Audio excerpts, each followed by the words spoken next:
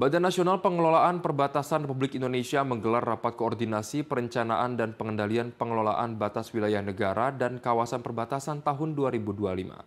Rakor Endal dilaksanakan guna menyusun arah kebijakan dalam pembangunan kawasan perbatasan. Badan Nasional Pengelolaan Perbatasan Republik Indonesia atau BNPP menggelar rapat koordinasi perencanaan dan pengendalian pengelolaan batas wilayah negara dan kawasan perbatasan tahun 2025 di Sentul, Bogor, Jawa Barat.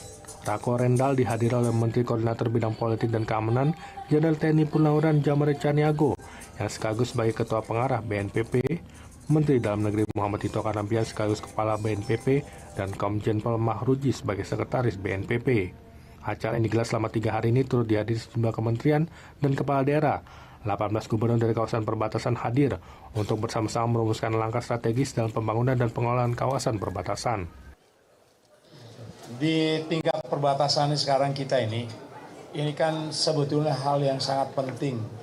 Bahkan itu ada garis terdepan dari kedaulatan kita, negara ini. Ini sangat penting.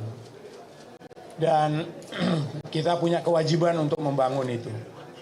Pertama, untuk menegaskan garis batas itu. Garis batas perbatasan antara kita dengan tetangga. Yang kedua, kita akan membangun PLBN, pos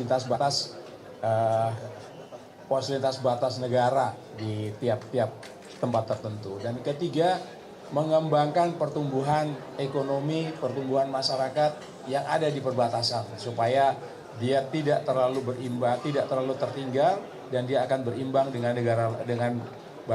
daerah-daerah lain. Hal serupa pun disampaikan oleh Menteri Dalam Negeri Tito Karnavian, di mana arah kebijakan ini adalah upaya untuk melakukan pemerataan keadilan pembangunan sehingga ekonomi bisa bertumbuh dan masyarakat di perbatasan taraf hidupnya bisa semakin membaik. Bagaimana kita mengembangkan perbatasan, membangun perbatasan, ya, karena ini satu memang adalah visi misi Bapak Presiden. Kemudian yang kedua adalah pemerataan keadilan pembangunan. Otomatis kalau masyarakat sejahtera di perbatasan akan menjadi sentra ekonomi baru. Banyak potensi kita.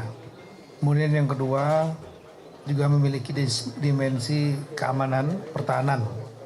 Karena kalau masyarakatnya sejahtera, nasionalismenya kuat, ya, di perbatasan otomatis menjadi bumper kita, buffer zone untuk kedaulatan negara. Nah, ini yang persoalan yang paling krusial. Tadi yang disampaikan Bapak Menko. Wilayah perbatasan memiliki peran strategis baik dari sisi ekonomi maupun pertahanan. Banyaknya potensi ekonomi di kawasan perbatasan yang belum dimanfaatkan secara optimal harus diupayakan melalui berbagai langkah strategis. Semuanya dilakukan dengan satu tujuan, yaitu kawasan perbatasan yang tangguh, mandiri, sejahtera, dan mampu terus berkembang. Laporan Nindi Dewinta, Alif Rahman, Jakarta, Garuda TV.